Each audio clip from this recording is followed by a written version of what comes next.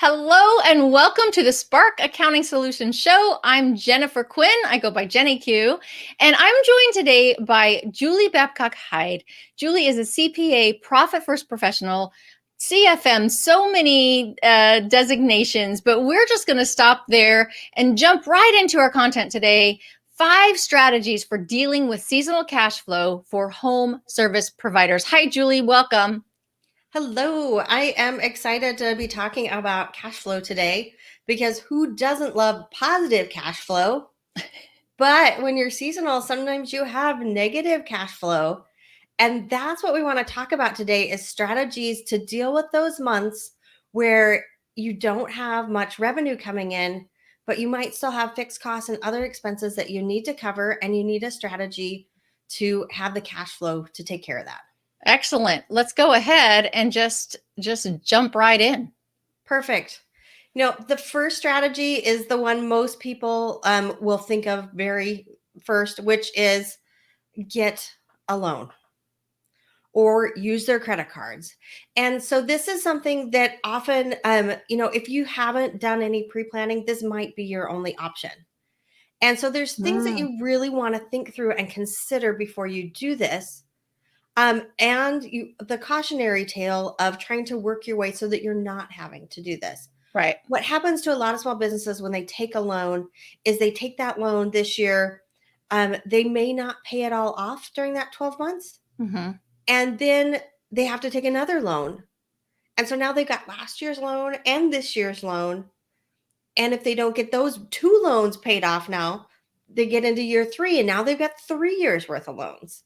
And so you have to really be careful when you're doing this and really think forward. Once you've done it once, how do I get out of this cycle? But Yes. if you are going to take a loan, let's talk Okay. about the things you should really look at. Okay.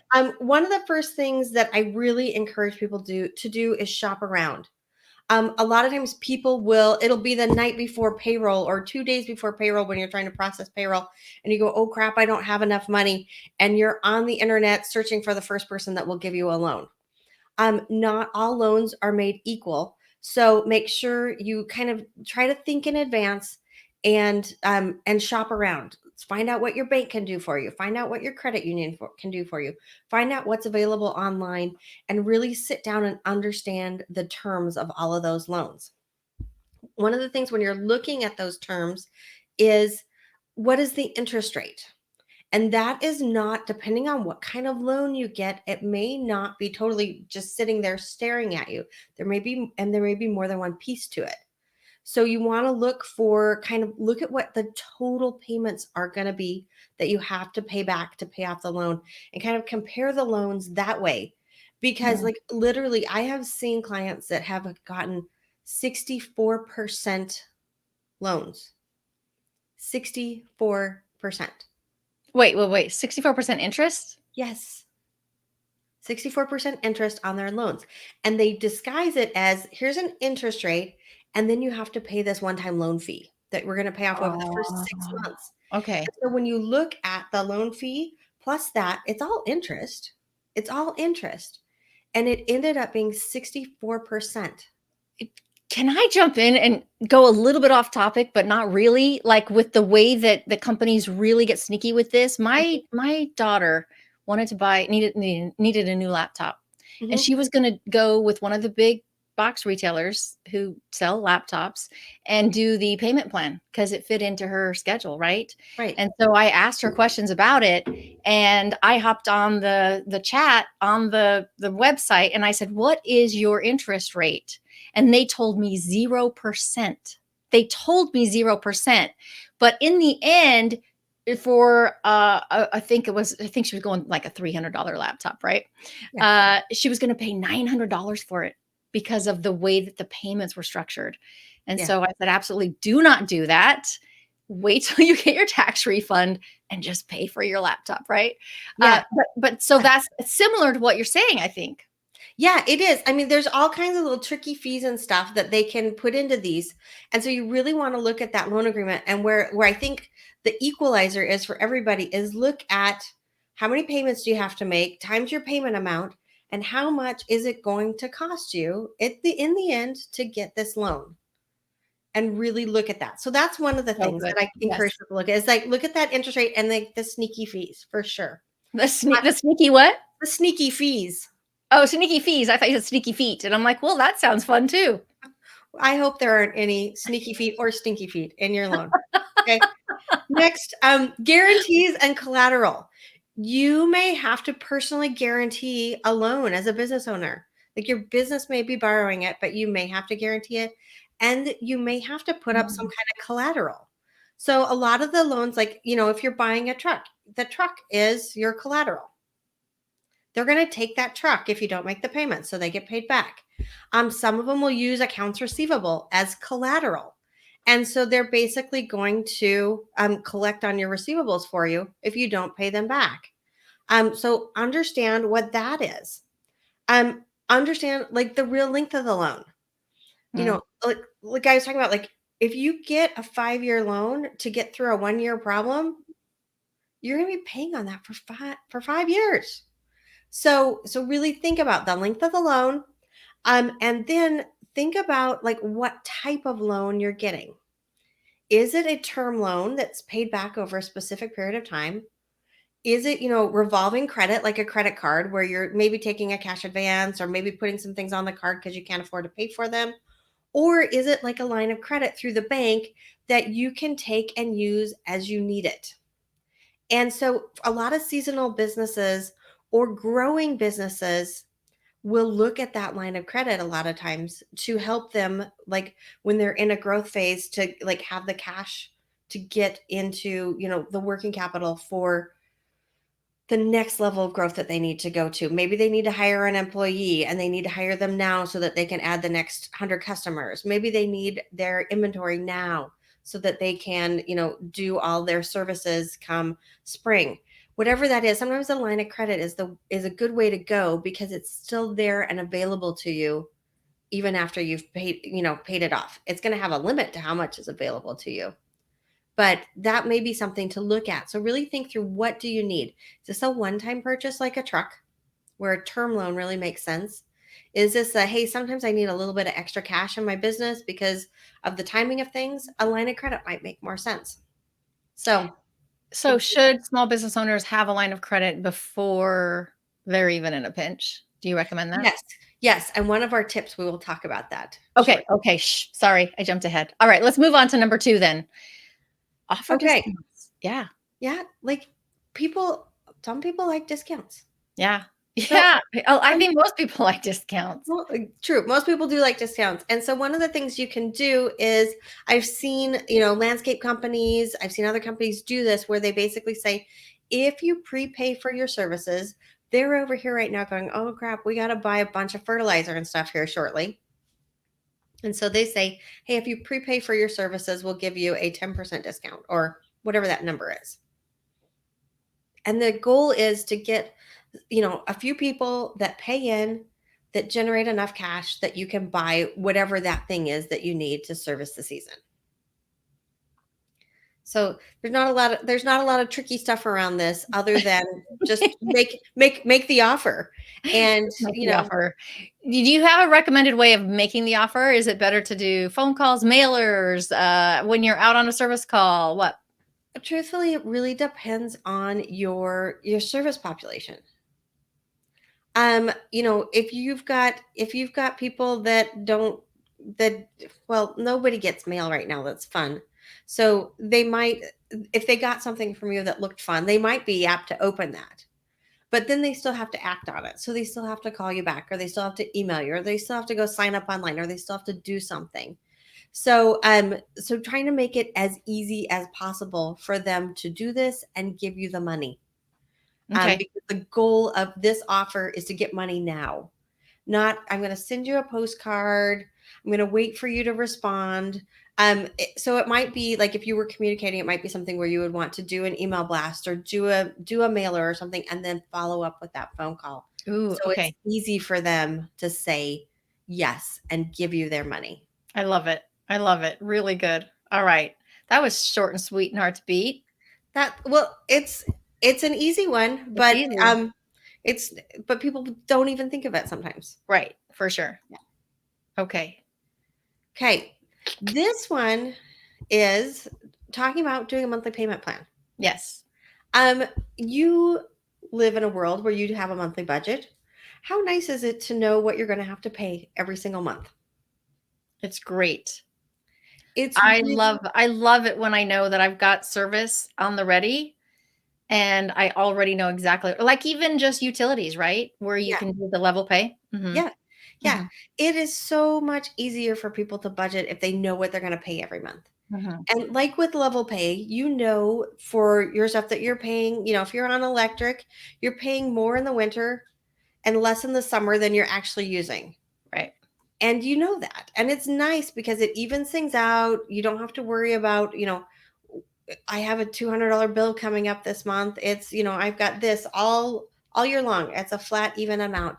And some service providers are doing the same thing for their clients. Now, you have to think about the timing of when you offer and implement this.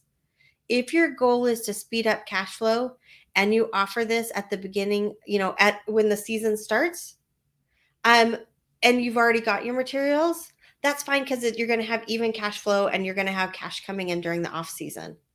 But if you're doing this to generate cash right now, it's actually going to slow your cash.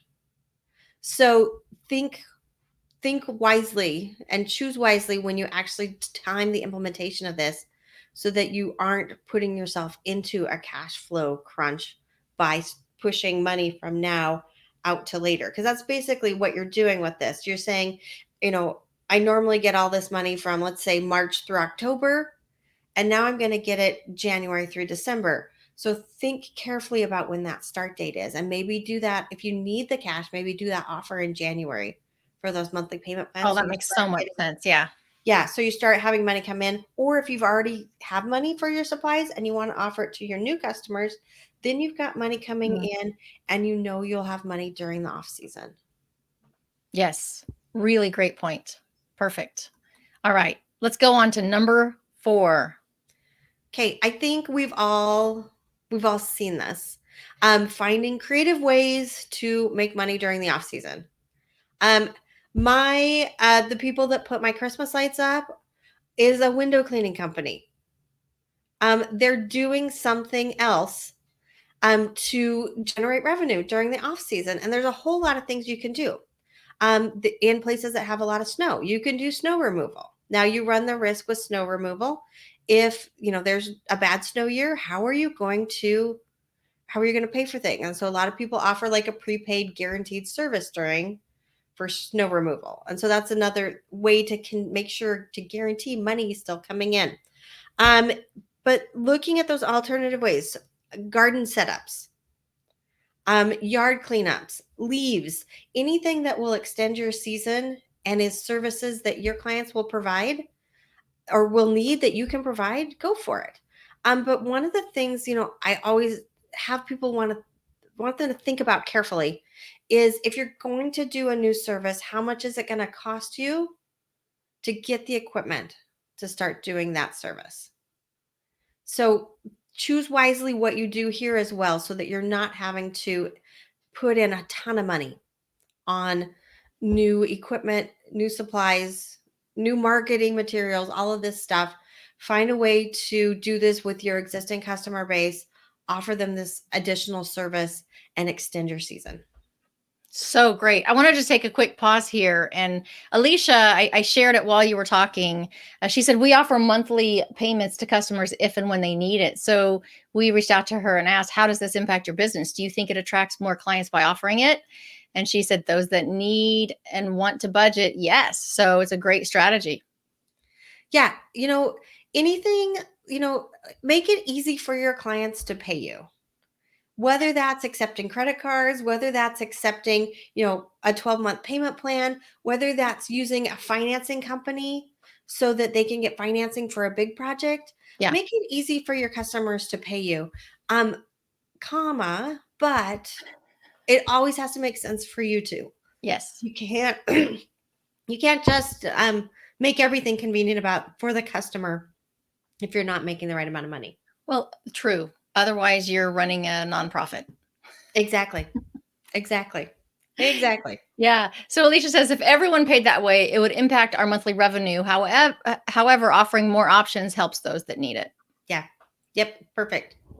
Yeah. Alicia, thank you so much for that. We appreciate the input and the real life experience of these tips. Yes. So I that's love that awesome. you're getting creative to Yeah. keep cash flow coming in too. That's awesome. Okay. Definite. Definite. I meant definitely. Easy for me to say that. I don't know why I left off that LY. But Julie, have we covered all the things for number 4? Should we move on?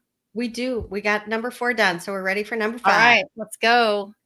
Number 5, Implement profit first. you know I'm going to say it. Well, and you should, honestly. You know I'm going to say it.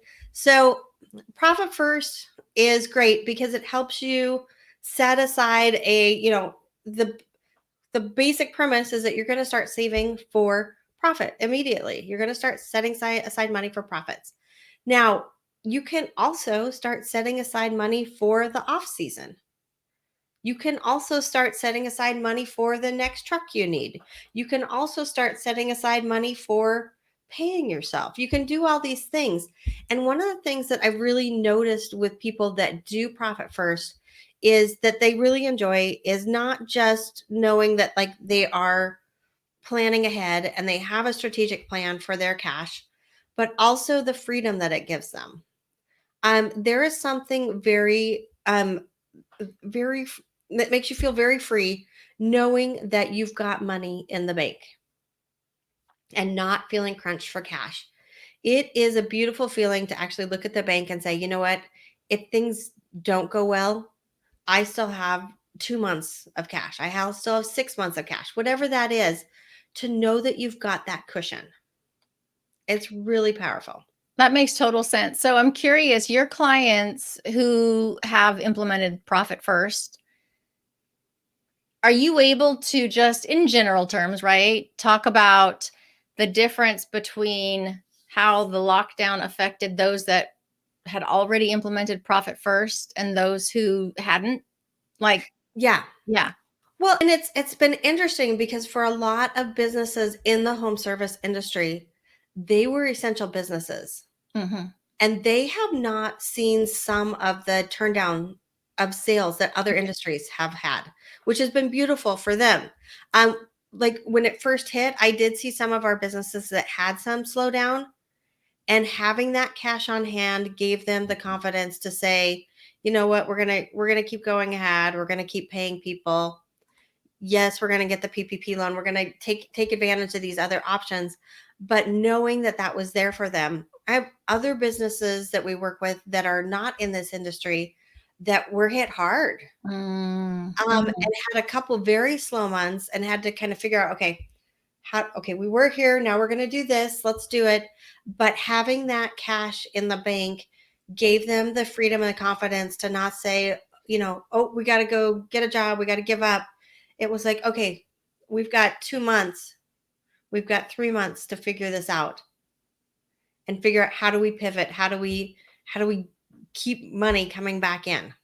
So it's been really powerful for people to have that savings and have that feeling of, okay, yeah, things aren't great this month, but it's going to be okay because I've got this money in my profit account. I have this money in my vault. I have this money in my seasonal account, and every business is different for how much Right. they want in all of those things. But it is really nice. It's really nice to have. And it's really nice to have for seasonality as well. And so I want to talk about one other thing with that. Yes, A lot do. of a lot of small business owners did not, normally do not qualify for unemployment when the business has a downturn, or when, they shut the business. They don't often qualify for unemployment. During this pandemic, they have had additional assistance available for the Mm-hmm. owners of businesses, which has been nice for people, but it's not always an option. And that may be something that you're using right now with your employees during the off season, is letting them go and get unemployment during the off season. And it's a strategy that a lot of home service businesses do that are very seasonal, but it's probably not available to you as an owner. So that's definitely something that, like, I'm assuming that most people's family still wants to have a house to live in, and they still want to be It, able to eat during the off they season. always, They're they so always picky. want to eat. I know, like, we Yeah. need food and shelter, Yeah. whatever. It's weird, we're humans.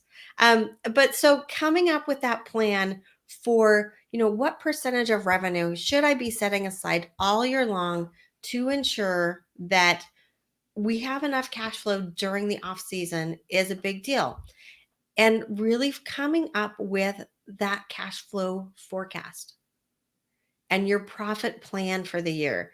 It's not enough to just say, oh, I'm going to implement profit first. I'm going to put 4% in there for my seasonal downturn. Right.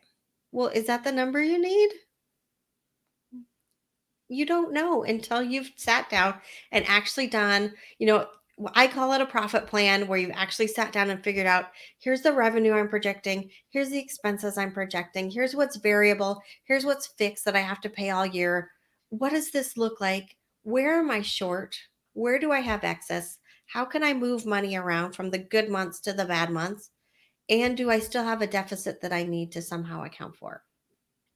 Doing all of this in advance, making that profit plan, making a plan to set money aside for the off season, and then figuring out if you still have additional need on top of that so that you can go apply for that loan before you need it is critical. It's so much easier to get a loan when you don't need it than when you do. Listening to you describe that, it reminds me of any other area of our lives that we want to make lasting change. And, an upfront, it's going to be a time investment. It's going to be, maybe uncomfortable. It's going to be a change, just like when you decide you want to get in better shape, right? Right. But on the other side of it, it's amazing. And so, Yes. yeah. And so that makes total sense. And so if somebody wanted to do profit first, they can just contact you. Yeah, please just hit the contact us button. We can help businesses get it implemented, make that profit plan for the year, figure out how you want to use your money to meet your own financial goals Yeah. and your business financial goals. And we've done it, and we'll do it again. So We'll feel do free it to reach again. out. Might do it with you. So, and if you're not seeing this video on Facebook, then you can go to sparkaccountingsolutions.com and connect with us there.